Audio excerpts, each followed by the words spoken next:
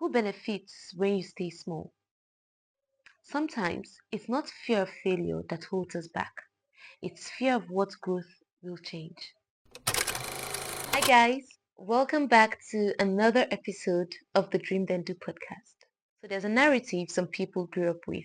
Says don't shine too much, don't post too much, don't look like you're doing too okay, because if you do so, your helpers may think you are fine and no longer want to help you.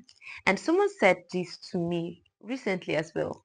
But while this may actually sound humble, it's fear dressed as wisdom.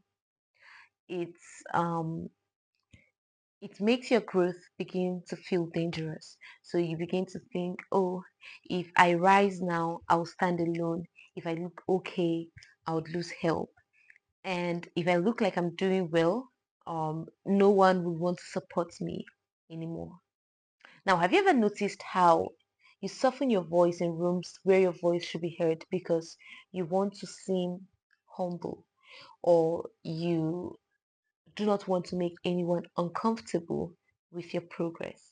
You downplay your achievements, and when someone comments on something you're working on or something you're doing, you laugh and say, oh, it's nothing. Not necessarily because it's nothing. You know you actually worked yourself to the bones for that achievement, but you're downplaying it just because you want to feel comfortable. You want to make others rather feel comfortable. You want to belong rather than become. Now, truth is, when you actually begin to make progress, it's normal for you to lose people. So it's okay for people to actually begin to feel distance. It's okay for people to leave. It's okay for people not to value your friendship as much as they used to. A saying goes, 30 children cannot play together for 30 years. But the problem would be that a lot of times we find safety in remaining hidden. There's something called the hidden comfort of smallness. So it's when you actually feel, oh, if I'm not up there, then there's no one I'm to disappoint. If I do not rise, there's nobody expecting so much from me. So I get to not disappoint anyone. It's a system where low expectations feel light. You find safety in being underestimated. You do not want to actually make so much progress because you feel, oh, there are people that are out there, and if they see me progressing this way, people that I'm looking up to, or people that are probably helping me right now, and I've accomplished this thing, if they see this, they may withdraw their help or withdraw whatever benefits I may be getting from them. Now, the truth is, comfort can sometimes be a cage, and most times you do not feel the tightness of the cage immediately. So it takes time for you to realize that, oh, that comfort can be hindering, it can be limiting. And remember, guys, you were never created to be digestible. You were not created to dim your light for the light of others to shine. Scripture says, who would light a candle and then put it under a bushel? So it goes further to say, let your light so shine. I think another scripture puts it this way. It says, allow your light to shine. So it means a lot of times we can be the ones hindering our light from shining. We can feel our light can be on, but we can try as much as we can and try so desperately to ensure that the light doesn't really shine, just because we do not want to lose certain people or certain privileges we are currently experiencing. Now, growth can actually change rules. Growth can be uncomfortable. Growth can make you lose friends. It can shift friendships. It can make friends. It stretch relationships, expose insecurity, not just others, but your insecurities as well.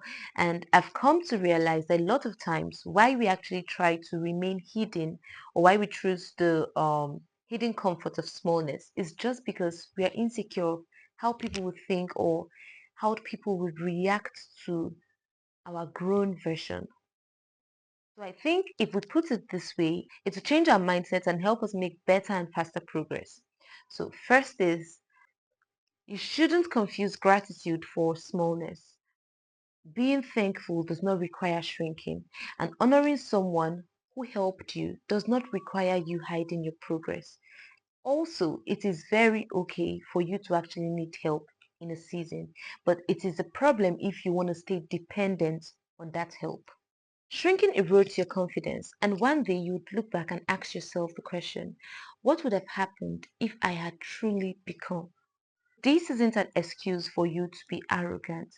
This isn't an excuse for you to let ego rule. No, this is permission to actually stop apologizing for your growth. This is permission to let yourself fully become. And if expansion shifts the room, then let it. If your progress makes someone uncomfortable, let it. And if obedience to your calling lets you lose familiarity, then so be it. Because staying small to preserve comfort will cost you the life you were meant to live. And that cost, trust me guys, is way too high. Remember, you are a light and let your light so shine before men. Allow your light to shine before men. Refuse to shrink this week and watch as you become. So I'll leave you with this week. Do something. Allow yourself do something that would make you shine brighter than you normally would. Thank you so much, guys, for watching this episode. Remember, this is the Dream Then Do podcast. We dream it, we do it, and we become it. See you next Thursday. Bye.